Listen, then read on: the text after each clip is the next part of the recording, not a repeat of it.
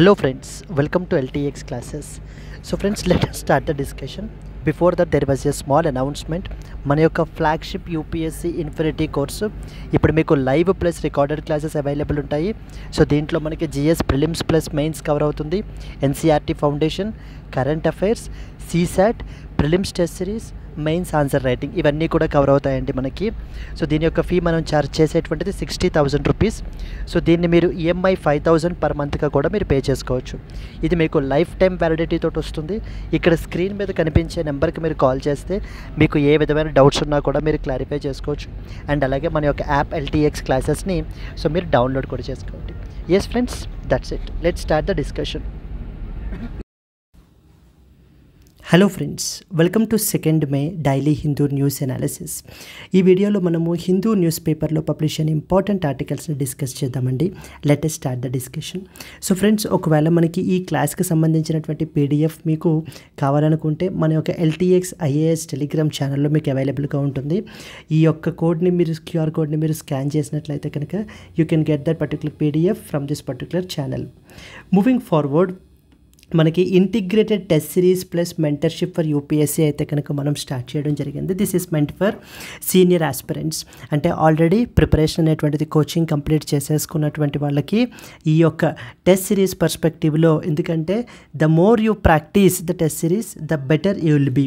So for senior aspirants గురించి మనం launch చేసాం. ఇక్కడ మీకు prelims test series, mains answer writing, mains test series and personal mentorship by Suresh sir కూడా మీకు ప్రొవైడ్ చేయబడుతుంది. దీనికి మనం ఛార్జ్ చేసేటువంటి ఫీ వచ్చేసి 50,000 రూపీస్, ఈఎంఐ 5,000 రూపీస్ పర్ మంత్గా కూడా మీరు పే చేసుకోవచ్చు. ఇది లైఫ్ టైం వ్యాలిడిటీ తోటి వస్తుందమ్మా మీకు. సిమిలర్లీ బిగినర్స్ గురించి యూపీఎస్సీ ఇన్ఫినిటీ అయితే కనుక ఉంది. ఇక్కడ మనకి లైవ్ ప్లస్ రికార్డెడ్ క్లాసెస్ అయితే కనుక వస్తాయి. GS prelims plus mains, NCERT foundation, current affairs, CSAT, test series and mains answer writing మీకు కవర్ అవుతుంది. దీనికి మనం ఛార్జ్ చేసేటువంటి ఫీ వచ్చేసి 60,000 రూపీస్, ఈఎంఐ 5,000 కూడా మనం పే చేయొచ్చు. లైఫ్ టైం వ్యాలిడిటీ తోటి వస్తుందండి. Let us start the discussion. So friends, మనకి ఏంటంటే కనుక చాలా ఎడిషన్స్ ఉంటాయి. వాటిల్లో మనము Delhi edition of the Hindu news paper నుంచి ఆర్టికల్స్ని మనం పిక్ చేసుకుని అయితే కనుక ఇక్కడ డిస్కస్ చేస్తున్నాము. ఏమేమి ఇంపార్టెంట్ ఆర్టికల్స్ ఇవాళ కవర్ చేయాలి అనేది చూద్దాం. మొదటిది, protect vulnerable people from the summer heat, NHRC to that of the states. National human rights commission రీసెంట్గా మనకి ఏంటి అంటే కనుక అన్ని స్టేట్స్కి మనకి అడ్వైజరీ అయితే కనుక ఇష్యూ చేసింది. దీని గురించి మనం మాట్లాడుకుంటాం. సో సెకండ్ ఇంపార్టెంట్ వన్ మనకి ఏంటంటే reviving a far sighted but forgotten bill mechanism. Private member bill గురించి ఒక ఇంపార్టెంట్ ఎడిటోరియల్ అయితే కనుక ఇవాళ ఆర్టికల్ పబ్లిష్ అయింది. We will see that particular editorial. USA notifies potential sale of maritime surveillance tech worth $131 million to that of the India. దీని గురించి we will discuss. Next important వచ్చేసి, so Vizhinjam port set to boost the South Asia's maritime trade అంటూ next article మనం చూడడం జరుగుతుంది. Modi champions the orange economy at Waves summit. One of the important summit called as Waves summit అనేటువంటిది మనం మాట్లాడతాము. Can the Indus water treaty be suspended unilaterally, IWT గురించి we will discuss here. US gains access to the Ukraine's minerals. So these are the other important article. So these are the articles which we will cover in the today's video అండి. ఇక next నుంచి ఉన్నటువంటి articles వచ్చేసి మనము daily live current affairs క్లాస్లో మనం ఏంటంటే discuss చేస్తాము.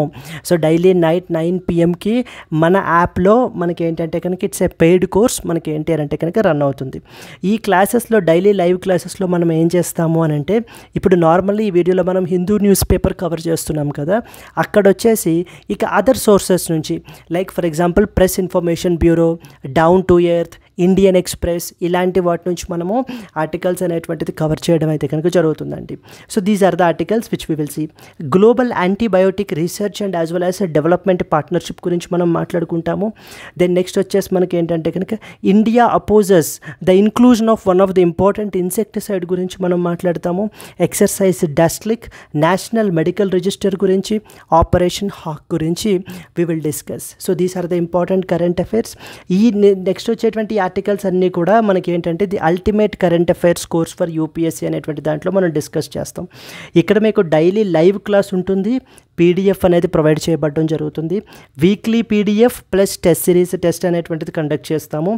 మంత్లీ పీడిఎఫ్ ప్లస్ టెస్ట్ అంటే మనకి ఏంటంటే ఆ వీక్లో పబ్లిష్ అయిన ఇంపార్టెంట్ ఆర్టికల్స్ అన్నిటినీ మనం ఏంటంటే కాంప్రిహెన్సివ్గా మీకు ఎగ్జామ్ పర్స్పెక్టివ్ ఏది ఇంపార్టెంట్ అనేది వీక్లీ పీడిఎఫ్, దెన్ అలాగే monthly PDF and revision series before the prelims కూడా మనకైతే కనుక ఉంటుంది.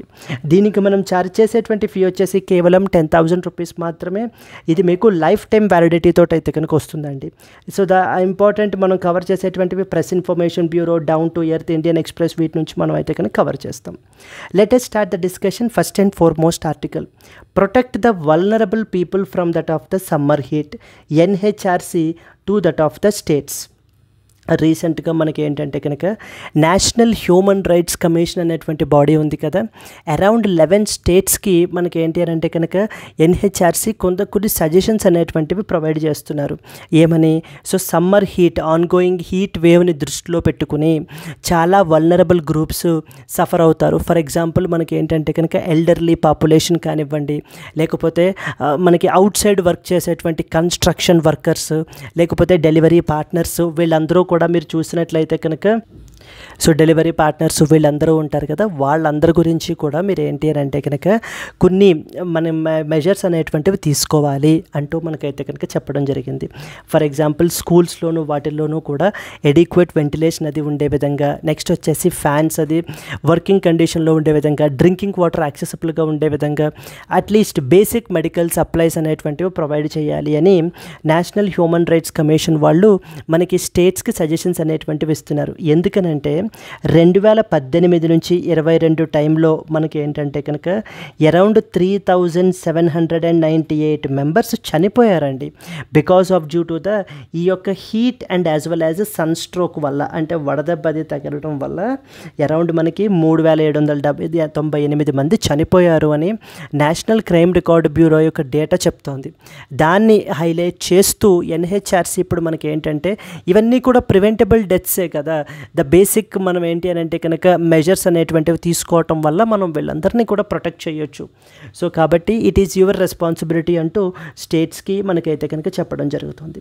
So let us read some important points about NHRC and the other important suggestions which have been given by that of NHRC.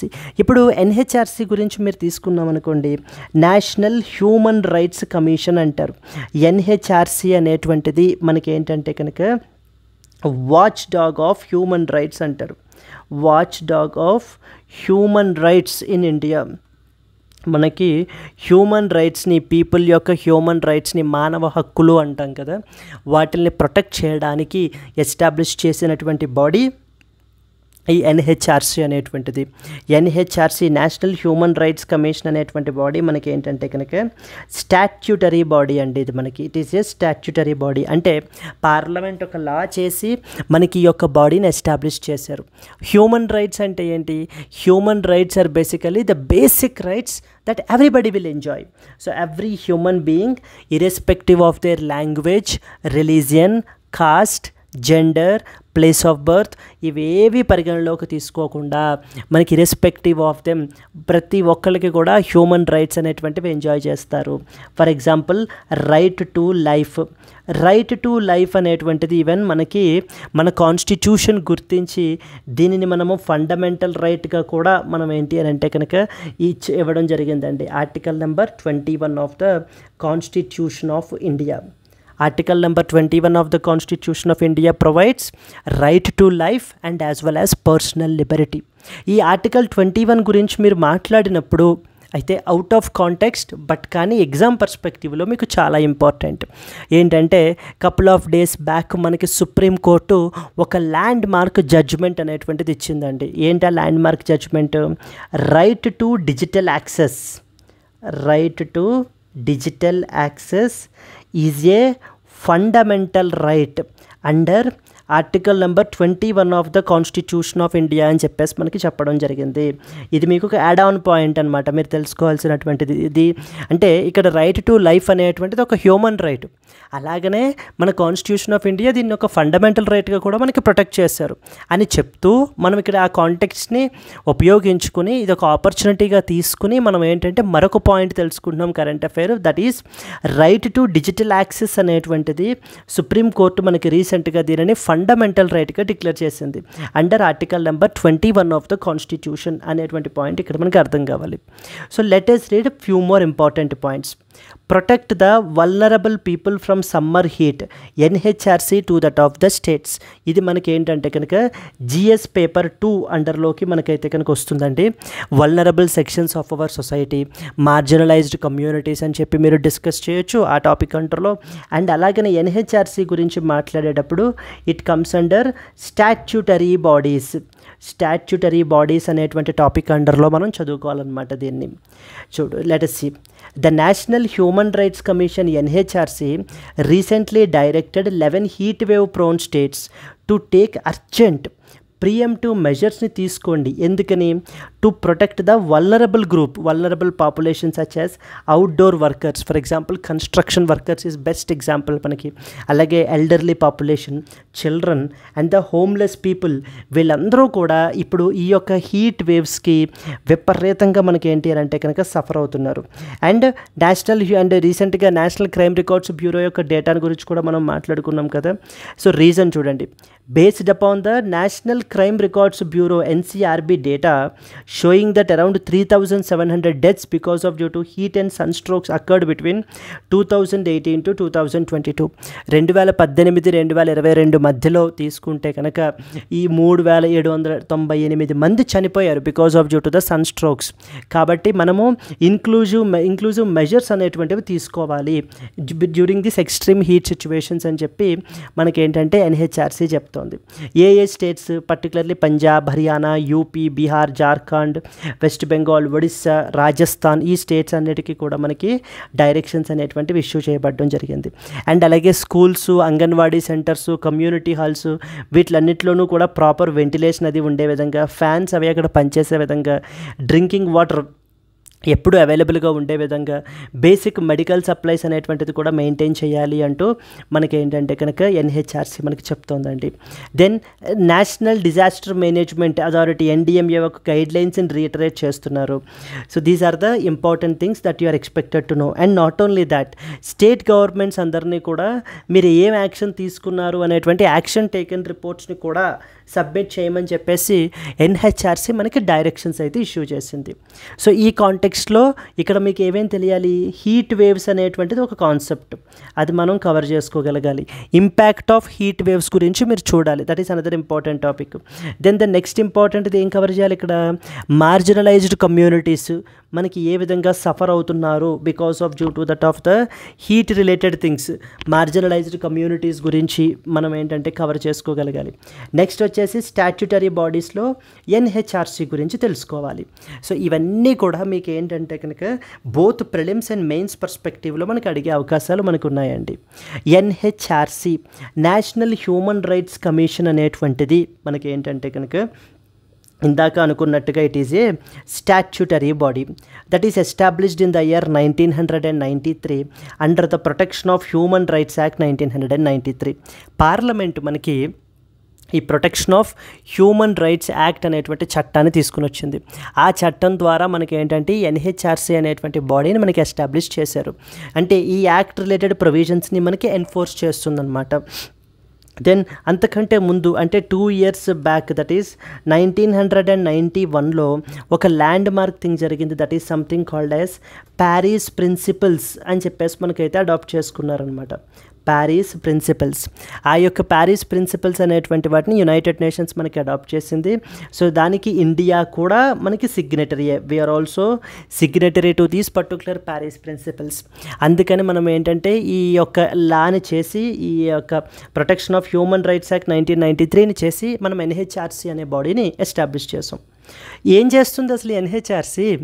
Basic human రైట్స్ని protect చేస్తుంది. Like for example rights related to life, Liberty, equality, ఒక person యొక్క డిగ్నిటీని మనకైతే కనుక protect చేస్తుందన్నమాట. So దీని యొక్క chairperson and as well as members వచ్చేసి మనకి ప్రెసిడెంట్ అపాయింట్ చేస్తారండి. అండ్ డైరెక్ట్లీ అపాయింట్ చేశారు.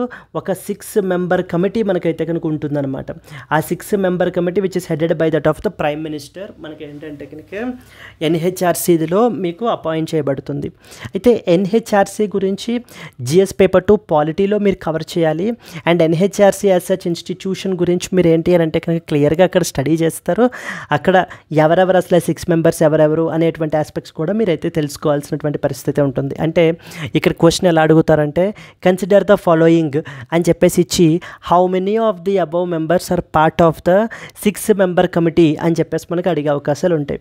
సో చైర్పర్సన్ అండ్ మెంబర్స్ని మనకి ఎవరు అపాయింట్ చేస్తారు అని అంటే ప్రెసిడెంట్ ఆఫ్ ఇండియా అపాయింట్ చేస్తారు upon the recommendations of A 6 member committee.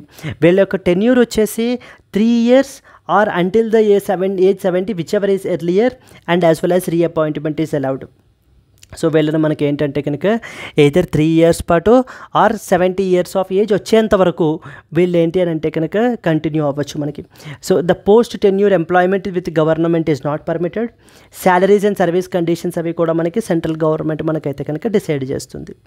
Question ఎలా అడుగుతున్నారు చూడండి.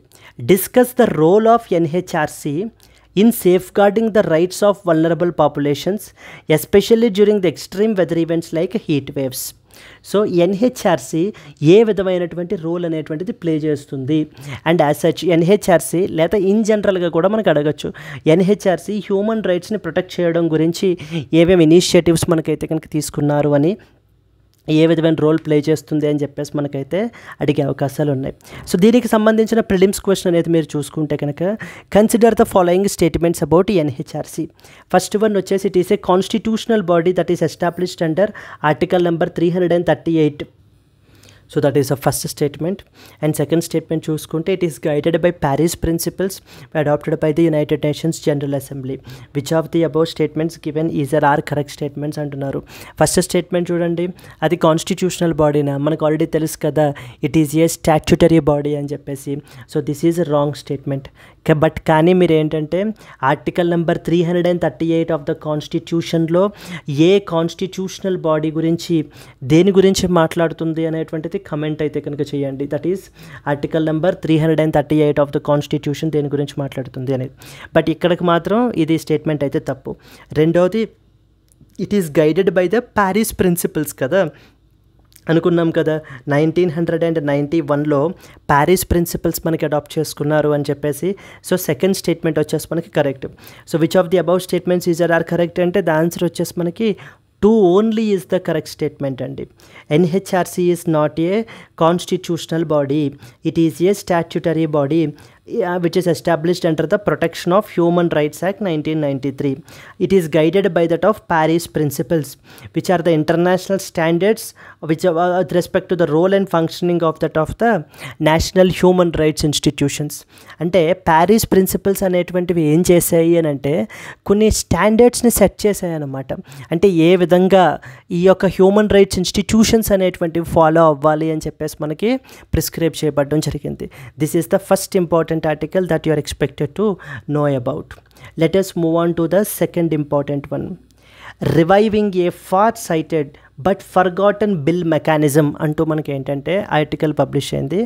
ఇది కూడా మీకు ఏంటంటే జిఎస్ పేపర్ 2 పాలిటీకి సంబంధించినటువంటి ఆర్టికల్ అండి. ఇది స్పెసిఫికల్లీ దేనికి సంబంధించిందంటే ఇప్పుడు మీరు పార్లమెంట్ తీసుకున్నారనుకోండి, పార్లమెంట్లో there are 2 different types of bills. So that is public bill and as well as a private bill అని చెప్పేసి ఉంటుంది. Public bill and as well as private members bill అని చెప్పేసి ఈ యొక్క ఆర్టికల్ అంతా కూడా ఈ యొక్క ప్రైవేట్ మెంబర్స్ బిల్స్ గురించి మనకైతే కనుక మాట్లాడుతుందన్నమాట. ప్రైవేట్ మెంబర్స్ బిల్స్ గురించి మనకైతే కనుక ఈ ఆర్టికల్ మాట్లాడుతుంది. ఏం చెప్తున్నారు అసలు ఈ ఆర్టికల్లో అనేది అర్థం కావాలంటే ముందు మనకి అసలు ప్రైవేట్ మెంబర్ బిల్ అంటే అర్థం ఏంటి, అసలు ముందు బిల్ అంటే అర్థం ఏంటి ఏంటి? బిల్ అంటే అర్థం ఏంటంటే ఒక ప్రపోజల్. ఏదైనా ఒక కొత్త చేంజ్ తీసుకుని రావాలి అని అంటే కనుక దానిని మనం ఏంటంటే ఒక ప్రపోజల్ అంటాం కదా, లేదా ఇక్కడ మనకి ఏంటంటే కనుక బిల్ అని చెప్పేసి అంటారు. ఈ బిల్లు చాలా రకాలుగా ఉంటుంది. ఫర్ ఎగ్జాంపుల్ ఆర్డినరీ బిల్ అవ్వచ్చు, లేకపోతే మనీ బిల్ అవ్వచ్చు, లేదా కాన్స్టిట్యూషన్ని మీరు ఏదైనా అమెండ్ చేయాలనుకోండి కాన్స్టిట్యూషనల్ అమెండ్మెంట్ బిల్ అంటారు.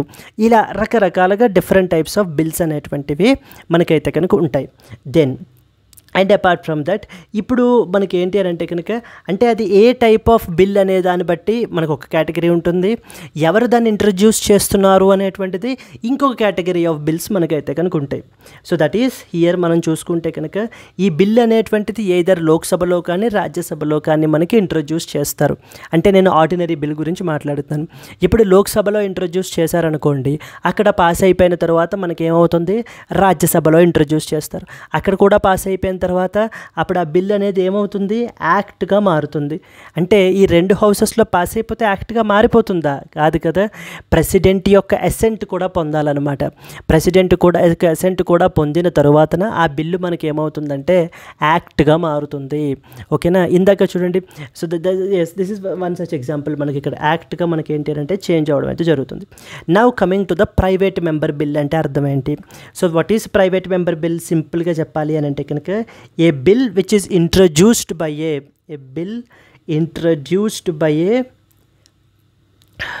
member of a parliament but no other than a minister.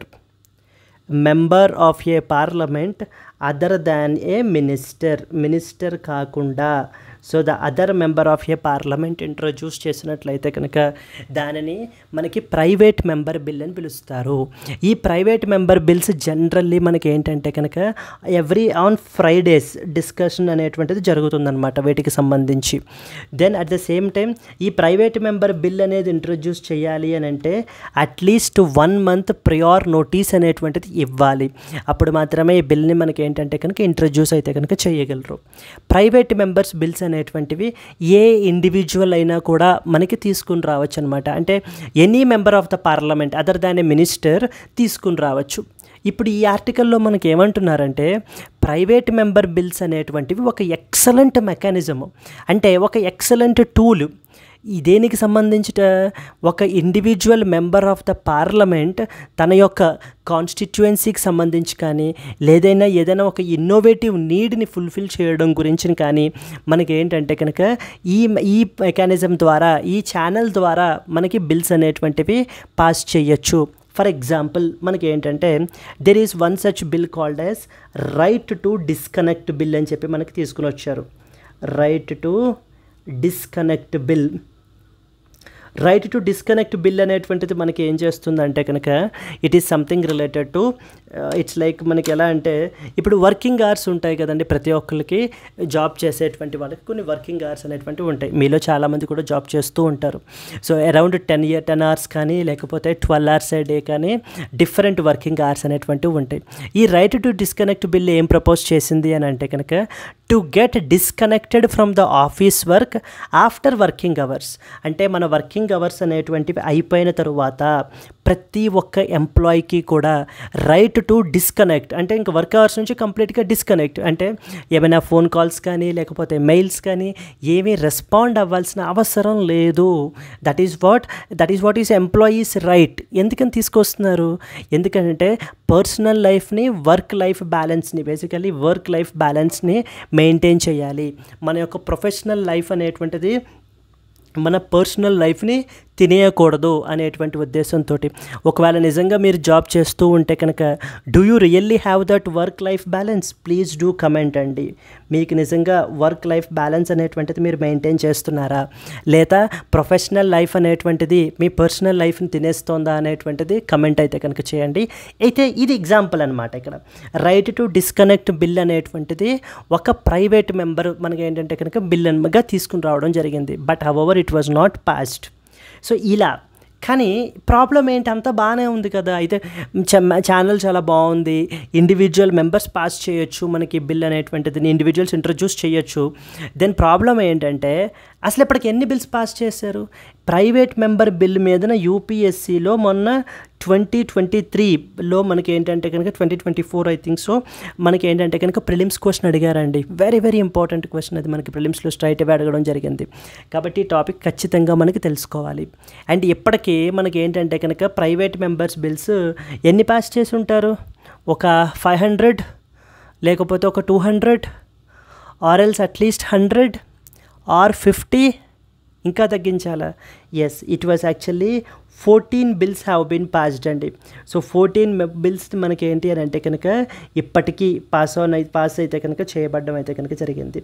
So that is what is the problem here. ఇదిగో ఇక్కడ రాశారు చూడండి. Since independence only 14 private member bills have been passed and received the presidential assent and none has cleared both houses since 1970. 1970 తర్వాత నుంచి ఇంకా ఒక్క bill కూడా మనకి ప్రైవేట్ మెంబర్ బిల్లు క్లియర్ అయితే కనుక అవ్వలేదు. So that is what is మనకి ఏంటంటే కనుక అసలు ఈ మెకానిజం దీని యొక్క రిలవెన్స్ అనేటువంటిది తగ్గిపోతుంది. ఈ ఇండివిజువల్ ఎంపీస్ అనేటువంటిది ఈ యొక్క ఉన్నటువంటి ఎక్సలెంట్ టూల్ని ఉపయోగించట్లేదు అంటూ మనకి ఏంటంటే కనుక ఈ యొక్క ఆర్టికల్లో మనకి మెన్షన్ చేస్తున్నారు. Let us read some important points associated with this. So చూడండి. So reviving a far sighted but forgotten bill mechanism దేనికి సంబంధించింది? ఏ పేపర్ అండర్లో? జిఎస్ పేపర్ 2 పాలిటీ అండర్లో మనకైతే కనుక వస్తుంది ఈ ఆర్టికల్ అనేటువంటిది. Clear? Let us start the important points. So దీనికి సంబంధించి మనం చూసుకుంటే the article explores the declining relevance and the usage of the PMB, which is called private members bills, in the India's parliamentary system. It highlights how the PMBs, private member bills, once a significant legislative tool for individual MPs, has been gradually reduced to just a symbolic gesture due to the procedural limitations, political priorities and institutional challenges. Other ఏమంటున్నారు? Reforms carry out చేయాలంటారు, అంతే కదా. అసలు ఇప్పుడు మనకి ఏం తెలియాలి? అసలు what are private members bills? So what is a private member bill అనేటువంటిది ఇక్కడ మనం చూద్దాం. Private member bills are basically legislative proposals. ఎవరు ఇంట్రడ్యూస్ చేస్తారు? Introduced by a member of the parliament who are not ministers అయ్యి ఉండాలన్నమాట.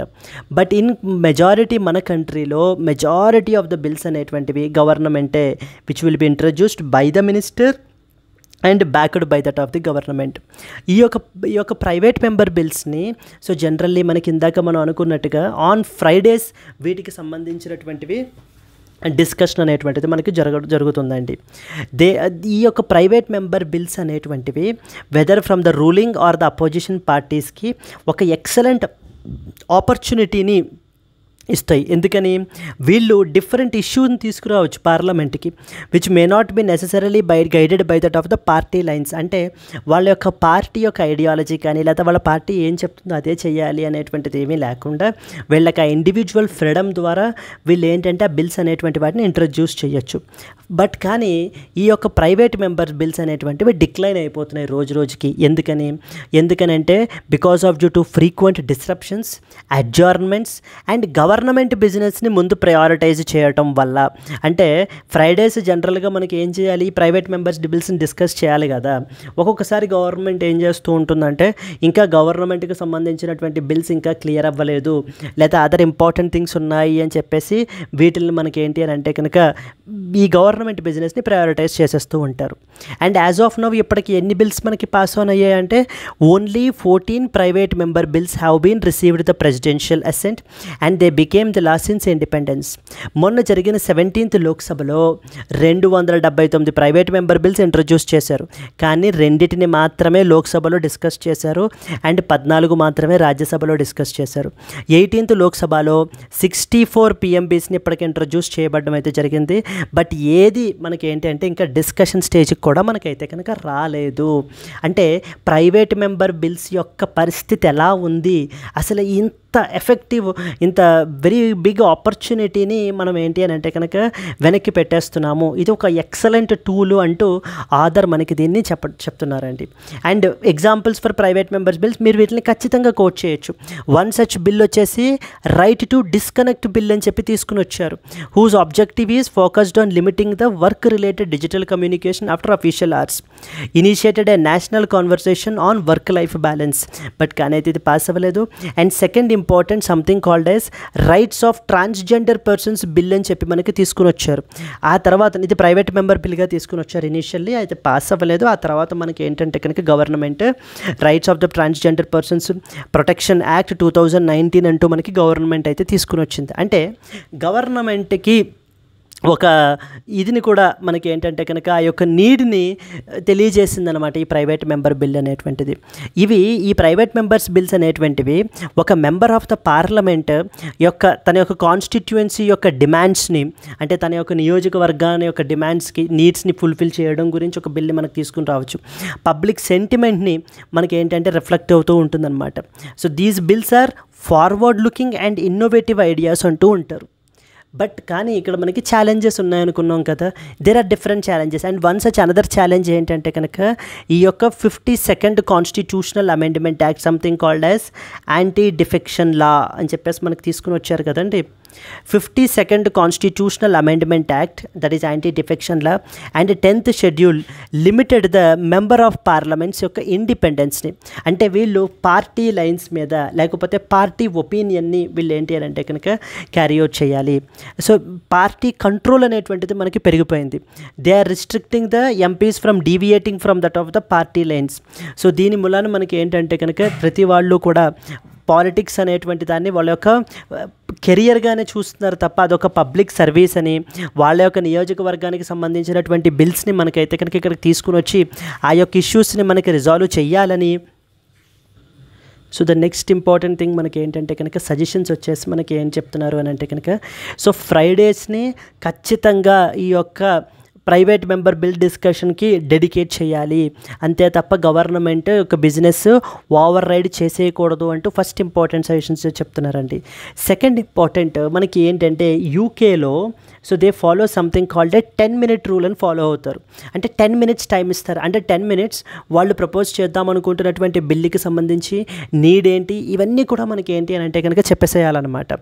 So that మనకి ఏంటంటే షార్ట్ స్పీచెస్ అనేటువంటివి ఇవ్వచ్చు to introduce the private members bills. అలాంటివి ఇన్నోవేటివ్ థాట్స్ మన దాంట్లో కూడా ఇంప్లిమెంట్ చేయాలి అంటూ మనకైతే కనుక చెప్తున్నారు. దెన్ నెక్స్ట్ ఇంపార్టెంట్ థింగ్ ఏంటంటే కనుక ఇప్పుడు జనరల్లీ ఇప్పుడు మనకి ఏమవుతూ ఉంటుంది, బిజినెస్ అవర్స్ ఉంటాయి పార్లమెంట్కి సంబంధించి కూడాను. ఫ్రైడేస్ ఎందుకు తీసేసుకుంటుంటారు, ఎందుకంటే గవర్నమెంట్ బిజినెస్ ఇంకా అవ్వట్లేదు, ఇంకా ఆ బిల్స్ అనేటువంటివి ఉండిపోయాయని. So then if that is the case కొంత ఎక్స్టెండ్ చేయండి, పార్లమెంట్ యొక్క బిజినెస్ అవర్స్ని కొంత ఎక్స్టెండ్ చేస్తే ప్రొడక్టివిటీ అనేటువంటిది పెరుగుతుంది. అప్పుడు ఖచ్చితంగా ఫ్రైడేస్కి మనం ఏంటంటే ప్రైవేట్ మెంబర్ బిల్స్కి డెడికేట్ చేయొచ్చు అంటూ అనదర్ ఇంపార్టెంట్ సజెషన్ మనకైతే కనుక ఇవ్వబడడం జరిగింది. అండ్ ఒక ఎక్స్పర్ట్ కమిటీ అనేటువంటిది అయితే కనుక రివ్యూ చేయడానికి కన్స్టిట్యూట్ చేయాలి to review the private member bills, so that వాటిని ప్రయారిటైజ్ చేసి మనకి ఏంటి అంటే కనుక వాటిని ట్రాక్ చేయడం గురించి. ఓవరాల్ టేక్ హోమ్ పాయింట్ ఏంటి, ప్రైవేట్ మెంబర్ బిల్స్ అనేటువంటివి ఒక ఎక్సలెంట్ టూలు. వాటిని members of the parliament particularly ఉపయోగించుకుని సొసైటల్ ప్రాబ్లమ్స్, అంటే గవర్నమెంట్ వేటి మీద దృష్టి పెట్టట్లేదో అలాంటి వాటి మీద దృష్టి పెట్టి అలాంటి బిల్స్ని తీసుకొచ్చి సొసైటల్ నీడ్స్ని ఫుల్ఫిల్ చెయ్యాలి అంటూ మనకి ఏంటంటే కనుక ఈ ఆర్టికల్లో మనకి మాట్లాడుతున్నారండి. This is the next important article that you are expected to know. Moving on to that of the next one. United States of America notifies potential sale of maritime surveillance technology worth $131 million to that of the India. Yes మనకి ఏంటంటే కనుక Quad అనేటువంటి grouping ఉంది కదా, Quad. So quadrilateral security dialogue అని చెప్పేసి ఉంది కదండి మనకి క్వాడ్ అని చెప్పేసి. క్వాడ్ యొక్క మెంబర్ కంట్రీస్ ఎవరు అనేటువంటిది మీకు తెలుసు, నేను కొత్తగా మళ్ళీ చెప్పాల్సిన అవసరం కూడా లేదు. నౌ కమింగ్ టు దాట్, క్వాడ్కి సంబంధించి ఒక అంబిషియస్ ఇనిషియేటివ్ ఉందండి. దాని పేరు ఏంటంటే, సో చూడండి, Indo Pacific maritime domain awareness అనేటువంటిది ఒక అంబిషియస్ ఇనిషియేటివ్. ఇప్పుడు ఇలాగే అడుగుతారు, the Indo Pacific maritime domain awareness is often seen recently in the news. It is an ambitious initiative of which particular grouping అని అడుగుతూ ఉంటారు. Like Shanghai cooperation organization, quadrilateral security dialogue, I2U2, లేకపోతే మనకి ఏంటి అని అంటే కనుక G20 ఇలా డిఫరెంట్ ఆప్షన్స్ మనకి ఇవ్వబడడం జరుగుతుంది. ఇప్పుడు రీసెంట్గా మనకి ఏంటంటే కనుక ఒక software called as sea vision అనేటువంటి సాఫ్ట్వేర్ని మనం ఏంటంటే కనుక పర్చేస్ చేస్తున్నాం అనమాట. ఎందుకని మెరిటైమ్ సర్వేలెన్స్ని ఇంకా బెటర్గా మనం ప్రిడిక్ట్ చేయడం గురించి, అంటే ఇంకా మనం ఏంటి అని అంటే ఇంకా ఎఫెక్టివ్గా మానిటర్ చేయడం గురించి. చూడండి, the government of India has requested to buy something called sea vision software, including the requested software enhancements, technical assistance training, and remote software and analytical support, documentation and other related elements అన్నీ కూడా మనకి ఏంటంటే కనుక దీని అండర్లో provide చేయబడడం జరుగుతుంది. Next one, moving to the forward. So మనకి ఏంటంటే అసలు ఈ IPMDA అనేటువంటిది ఎప్పుడు అనౌన్స్ చేశారో చూడండి.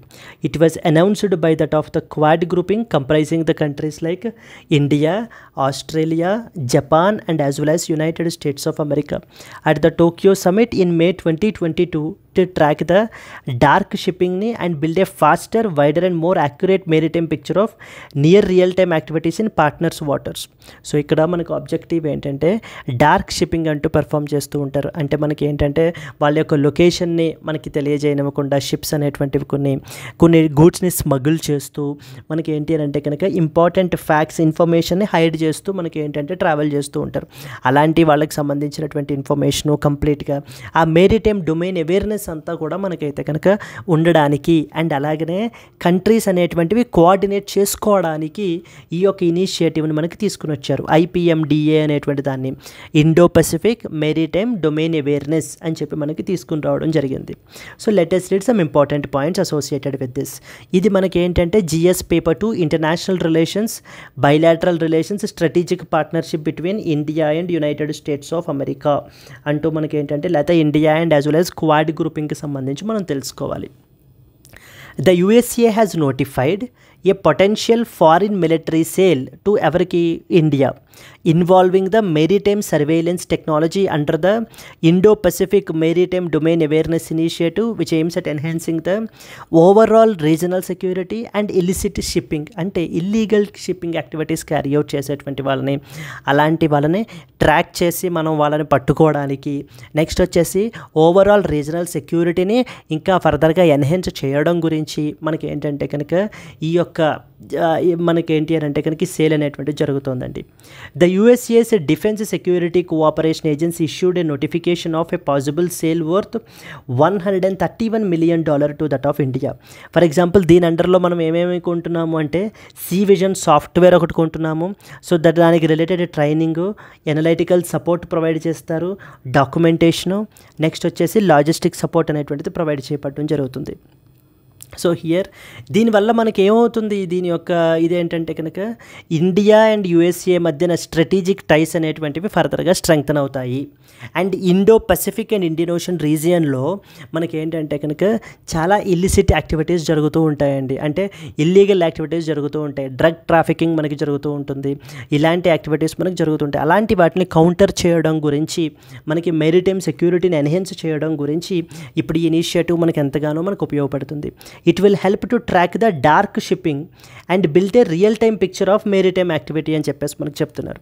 అసలు ఇండో పసిఫిక్ డొమైన్ అవేర్నెస్ ఎప్పుడు వచ్చింది మనకి ఇనిషియేటివ్ అనేది ఎవరు అనౌన్స్ చేశారు? క్వాడ్ గ్రూప్ వాళ్ళు అనౌన్స్ చేశారు. క్వాడ్లో మనకి మెంబర్స్ ఎవరెవరు? India, Australia, Japan and USA.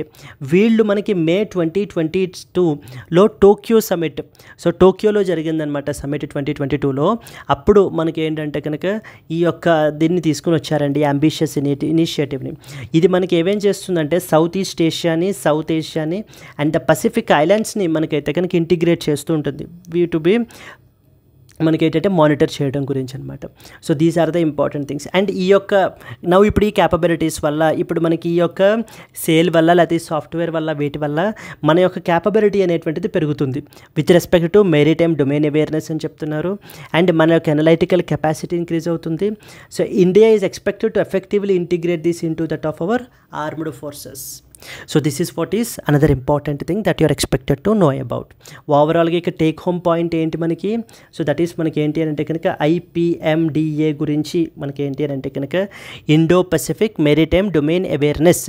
Initiative అనేది ambitious initiative with respect to that of the Quad. ఇది 2022లో టోక్యో సమిట్లో మనకి ఏంటంటే కనుక ఈ ఇనిషియేటివ్ని మనకి అడాప్ట్ చేసుకున్నారు. ఈ క్వాడ్ గ్రూప్ ఆఫ్ కంట్రీస్ మనకి తీసుకుని వచ్చారు. దీని అండర్లో ఆబ్జెక్టివ్ ఏంటంటే కనుక ఈ యొక్క ఇండో పసిఫిక్ రీజియన్లో మనకి ఏంటంటే ఇల్లీగల్ యాక్టివిటీస్ని కౌంటర్ చేయడం గురించి కంట్రీస్ అన్నీ కూడా కోఆర్డినేట్ చేసుకుని ఒకరినొకళ్ళు ఇన్ఫర్మేషన్ షేరింగ్ అది కూడా చేసుకోవడం గురించి మనకైతే కనుక దీన్ని తీసుకుని రావడం జరిగిందండి. This is what is the another important article that you are expected to know about. Next వచ్చేసి మనకి ఏంటంటే discuss the strategic significance of the Indo Pacific maritime domains initiative and the implications of US technology transfer to India under this framework can be a potential question. Moving to the next one. The next important Vijayhinjam, so the port set to boost the South Asia's maritime trade అని చెప్పేసి మనకి ఏంటి అని అంటే కనుక ఇప్పుడు రీసెంట్గా ఒక ఇంటర్నేషనల్ సీ పోర్ట్ని మనకి ఏంటి అని అంటే కనుక ఇనాగరేట్ చేస్తున్నారండి. సో చాలా ఇంపార్టెంట్ పోర్ట్ అనమాట. ఇది మనకి ఎక్కడుంది అని అంటే కనుక కేరళలో మనకైతే కనుక ఉంటుంది మనకి. సో తిరువనంతపురంలో మనకి ఏంటి అని అంటే కనుక ఈ యొక్క పోర్ట్ అనేటువంటిది ఉందన్నమాట ఇక్కడ కేరళలో. సో ఈ పోర్ట్ అనేటువంటిది మనకి చాలా ఇంపార్టెంట్. ఎందుకంటే ఇటు మన యొక్క ఇండియాని మెరిటైమ్ ట్రాన్స్‌షిప్‌మెంట్ హబ్‌గా మనకి ఏంటి అని అంటే కనుక చేంజ్ చేస్తుంది అంటూ మనకైతే కనుక చెప్తున్నారు. ఎందుకంటే మామూలుగా ట్రాన్స్‌షిప్‌మెంట్ అంటారు. ఇప్పుడు మనకి ఏమవుతుందంటే మన యొక్క పోర్ట్స్ విషయానికి వచ్చేసరికి పెద్ద పెద్ద కంటైనర్స్ మన దగ్గరికి రావట్లేదన్నమాట. సో రాలేకపోతున్నాయి అంటే because of due to that of the infrastructure problems వల్ల ఏమవుతూ ఉంటాయంటే కనుక మన near by ports for example Colombo port కానీ లేకపోతే సింగపూర్ పోర్ట్ కానీ అక్కడికి వచ్చి మనకి బల్క్లో గూడ్స్ అన్నీ కూడా మళ్ళీ చిన్న చిన్న షిప్పుల్లోంచి మన యొక్క కంట్రీకి వస్తున్నాయి. అలాగే చిన్న చిన్న షిప్స్ నుంచి మనకి వెళ్ళి ఈ యొక్క ఇంటర్నేషనల్ పోర్ట్స్కి వెళ్ళి అక్కడ అసెంబుల్ అయ్యి మళ్ళీ అక్కడి నుంచి ఫార్వర్డ్గా మూవ్ అవుతున్నాయి అనమాట. దీని మూలాన మనకి మిలియన్స్ ఆఫ్ డాలర్స్ అనేటువంటిది నష్టం వస్తుంది. అంటే మన ఇండియన్ కంపెనీస్ వేరే ఈ ఇంటర్నేషనల్ ఎయిర్పోర్ట్స్కి ఈ ఇంటర్నేషనల్ సీ పోర్ట్స్కి పే చేయాల్సి వస్తుందన్నమాట. ఇప్పుడు ఈ యొక్క ట్రాన్స్‌షిప్‌మెంట్ పోర్ట్స్ వల్ల మనం ఇప్పుడు ఫారిన్ పోర్ట్స్ మీద ఆధారపడాల్సిన అవసరం లేదు. ఓకేనా. ఇలాంటి ట్రాన్స్‌షిప్‌మెంట్ యాక్టివిటీస్ అన్నీ కూడా మన పోర్ట్ ద్వారానే మనం ఏంటి అని అంటే కనుక చెయ్యొచ్చు. ఇది అందుకనే ఇండియా అనేటువంటిది ఒక ట్రాన్స్‌షిప్‌మెంట్ హబ్గా మనకైతే కనుక మారబోతోంది. వెరీ సిగ్నిఫికెంట్ అంటూ మనకైతే కనుక చెప్తున్నారు. సో చూడండి, this article highlights the commissioning of Vizhinjam international seaport by the prime minister Narendra Modi. It is a strategic transshipment hub. It aims to significantly enhance our maritime trade and reduce dependency on international ports. మనము ఇతర international ports మీద మనం ఏంటి అని అంటే కనుక ఆధారపడడం అయితే కనుక జరిగిందండి. ఆ యొక్క పోర్ట్స్ మీద ఆధారం అనేటువంటిది ఇప్పుడు మనకి ఏంటి అని అంటే కనుక తగ్గుతుందన్నమాట. So clear. దానికి సంబంధించి మనకి ఏంటి అని అంటే కనుక it is a all weather and as well as a deep water port. And another important feature మనకి ఏంటంటే కనుక it contains and artificial intelligence driven control room అనేటువంటిది ఉంటుంది. అండ్ అలాగే వెజల్ ట్రాఫిక్ మేనేజ్మెంట్ సిస్టమ్ అనేటువంటిది ఎక్విప్ చేయబడింది. IIT Madras and maritime technology private limited వాళ్ళు develop చేసినటువంటిది. ఇది మనకి షిప్స్ని ట్రాక్ చేయడము, ఎప్పటికప్పుడు రియల్ టైం మూమెంట్ డేటాని మనకి ఏంటి అంటే అప్డేట్ చేయడము. సో ఇవన్నీ కూడా మనకైతే కనుక చేయడం జరుగుతుంది. ఇక్కడ చూడండి, అసలు ట్రాన్స్‌షిప్‌మెంట్ విషయానికి వచ్చేసరికి మనము 75% of the India's transshipment cargo అంతా కూడా మనకి ఫారిన్ పోర్ట్స్ హ్యాండిల్ చేస్తున్నారు. ఫర్ ఎగ్జాంపుల్ కొలంబో కానీ లేకపోతే సింగపూర్ కానీ లేకపోతే క్లాంగ్ పోర్ట్స్ మనకి ఏంటంటే హ్యాండిల్ చేస్తున్నాయి అన్నమాట.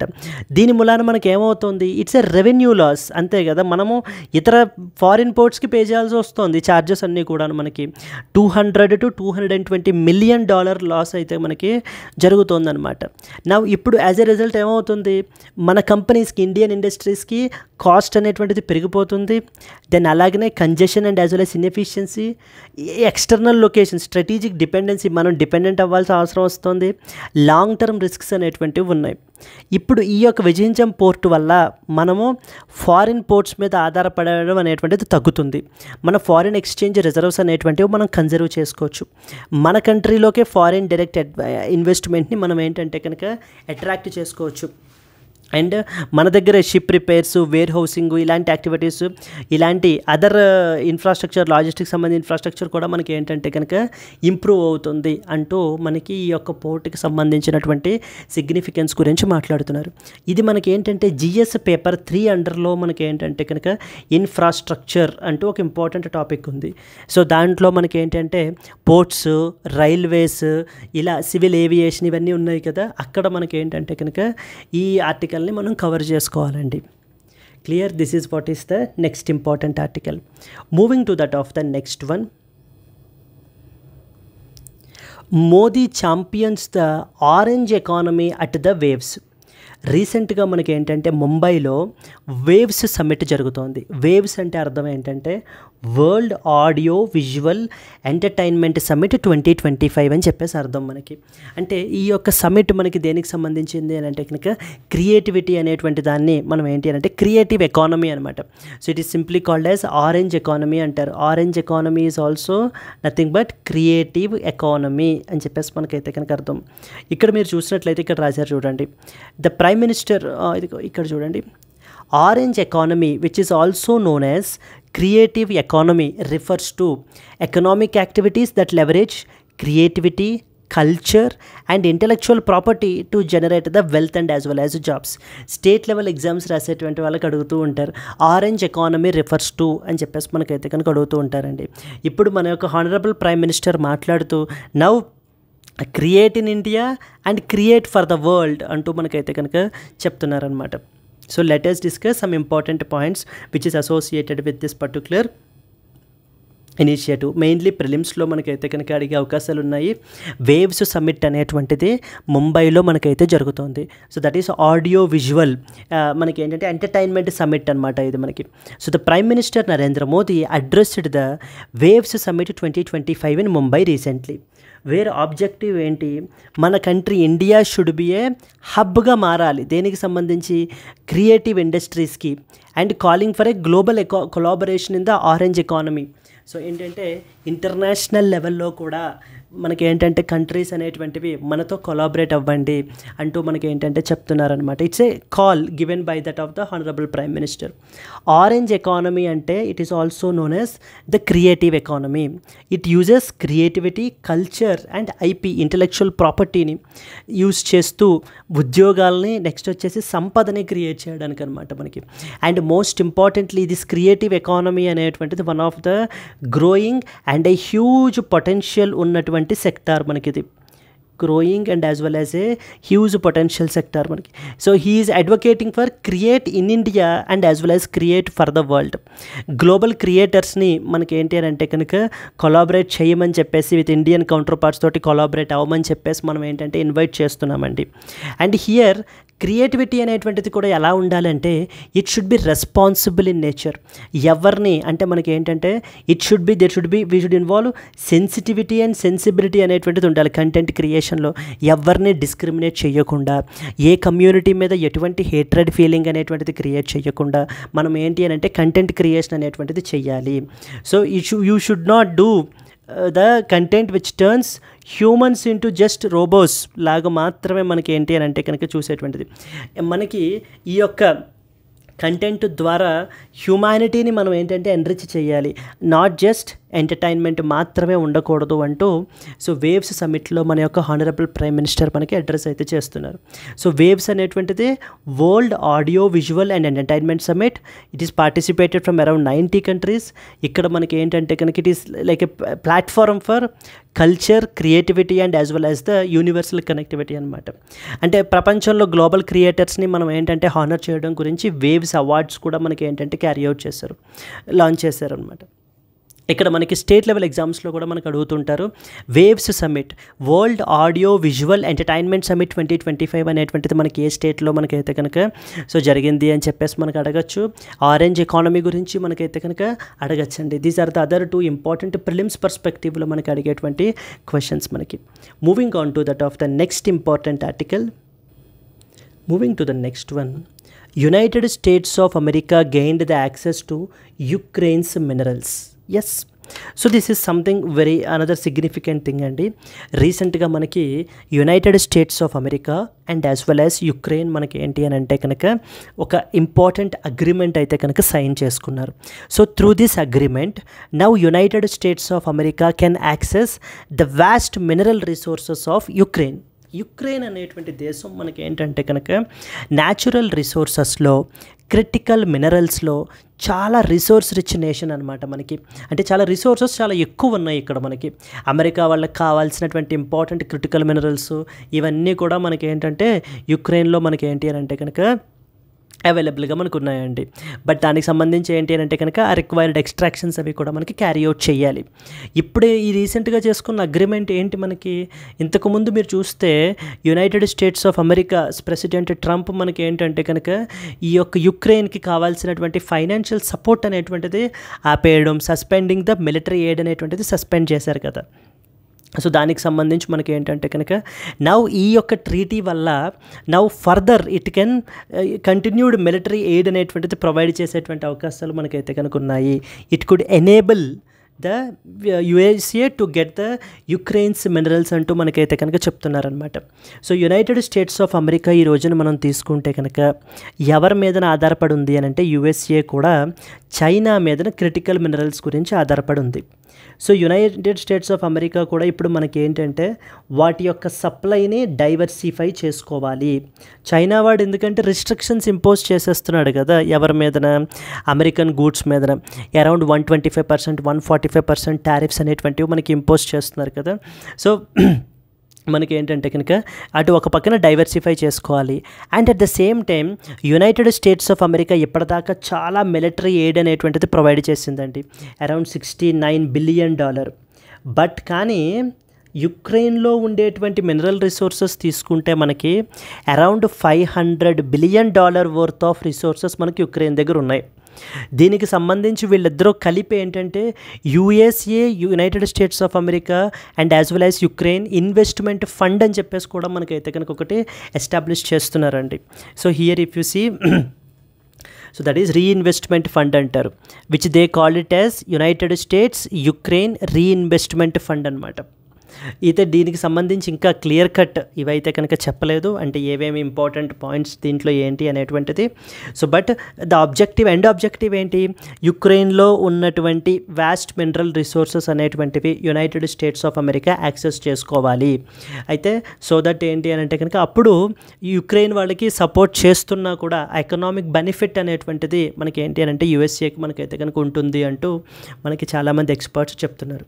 This article discusses recent agreement that is signed between United States of America and as well as Ukraine, which granted the US access to Ukraine's vast mineral resources. This deal finalized after months of negotiation. ఇప్పటిదాకా మనకి ఏంటి అని అంటే కనుక చాలా నెలల నుంచి ఈ యొక్క అగ్రిమెంట్కి సంబంధించినటువంటి నెగోషియేషన్స్ అనేటువంటివి జరుగుతూనే వచ్చాయి మనకి. It aims to strengthen the United States of America's support for Ukraine amid the ongoing war with that of rising and the rising concerns over the potential shift. So ఏవేంటి అంటే కనుక సో ది ఇంపార్టెంట్ థింగ్స్ మనకి ఒక important ఫండ్ని మనకైతే establish చేస్తున్నారు, United States Ukraine reinvestment fund అని చెప్పేసి మనకి. యుక్రెయిన్ గురించి మనం మాట్లాడుకుంటే Ukraine is very rich in rare earth minerals అండి. అంటే మనకి హైటెక్ మ్యానుఫ్యాక్చరింగ్కి లేకపోతే మనకి ఏంటంటే కనుక గ్రీన్ ఎనర్జీకి, ఇప్పుడు ఫాజిల్ ఫ్యూయల్స్ని విడిచిపెట్టి ప్రపంచ దేశాలన్నీ కూడా రెన్యూవబుల్ ఎనర్జీ వైపుకు మూవ్ అవుతున్నాయి కదా. అంటే ఫర్ ఎగ్జాంపుల్ సోలార్ ఎనర్జీకి సంబంధించి సోలార్ ప్యానెల్స్ని బిల్డ్ చేయడం గురించి మనకి ఏంటంటే కావాల్సినటువంటి క్రిటికల్ మినరల్స్ ఇవన్నీ కూడా మనకి ఏంటంటే యుక్రెయిన్లో మనకి అవైలబుల్గా మనకైతే కనుక ఉన్నాయి. Weapons and consumer electronics. To put in perspective, మనము ఇండియా మనం తీసుకుంటే మనం ఏంటంటే ఒక 30 మినరల్స్ని మనము క్రిటికల్ మినరల్స్గా మనం ఏంటి అని అంటే కనుక డిక్లేర్ చేయడం జరిగింది. ఇవి చాలా ఇండియాకి క్రిటికల్ మినరల్స్, అంటే వీటి యొక్క సప్లై అనేటువంటిది మనం ఏ విధంగా అయినా సస్టైనబుల్గా ఉండే విధంగా మనం చూసుకోవాలి. అదేవిధంగా యూఎస్ఏ వాడు ఏంటంటే 50 మినరల్స్ని క్రిటికల్ మినరల్స్గా మనకి ఏంటంటే క్లియర్ చేశారనమాట. వీటిల్లో 22 క్రిటికల్ మినరల్స్ మనకి ఏంటంటే యుక్రెయిన్లోనే మనకు ఉన్నాయి. అంత ఇంపార్టెంట్ అనమాట. ఇప్పుడు యుఎస్ఏకి యుక్రెయిన్ అనేటువంటిది అంత important because of due to that of the resources. Ukraine holds 22 out of the 50 critical minerals which are identified by USA and 25 of the European Union's 34 critical minerals. Like for example graphite, lithium, మనకి EV బ్యాటరీస్లో ఉపయోగిస్తారు కదా, titanium and as well as beryllium, uranium, nuclear ఎనర్జీకి సంబంధించినటువంటిది. ఈ minerals అన్నీ కూడా these are very rare and they are difficult to mine. As a result they are strategically and economically వీటిల్ని చాలా వాల్యుబుల్గా మనం పరిగణిస్తాం అనమాట. ఇప్పుడు ఈ అగ్రిమెంట్ అనేటువంటిది it might ensure long term USA support for యుక్రెయిన్కి సపోర్ట్ మనకైతే ప్రొవైడ్ చేయొచ్చు. It may signal the commitment to peace and as well as a sovereign Ukraine. So these are the important things that you are expected to know about. Moving on to that of the next important article. Yes, and coming to the today's question. Indo-Pacific Maritime Domain Awareness Initiative basically is often seen recently in the news. It is associated with which of the following? SCO, Quad, Z20 and as well as G7. If you know the answer, please comment your answer and alage if you have liked the video, please do like it and share it to your friends as well. Let's meet again in the next Hindu news analysis. Until then, happy learning, all the best, bye bye Andy.